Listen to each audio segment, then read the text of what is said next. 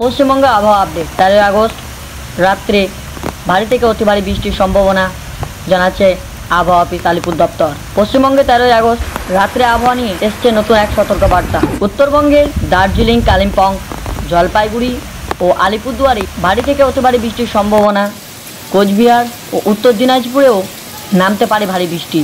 দক্ষিণবঙ্গে নদিয়া, উত্তর ও দক্ষিণ 24 পরগনা এবং পূর্ব মেদিনীপুরের বজ্রপাত সহ ঘন্টায় 30 থেকে 40 কিমি বেগে দমকা হাওয়া বইতে পারে। কলকাতা, বীরভূম ও মুর্শিদাবাদ হাওয়া বইতে পারে। কলকাতা, বীরভূম ও মুর্শিদাবাদ সারা রাত আকাশ মেঘলা থাকবে, তবে বৃষ্টির সম্ভাবনা খুবই কম।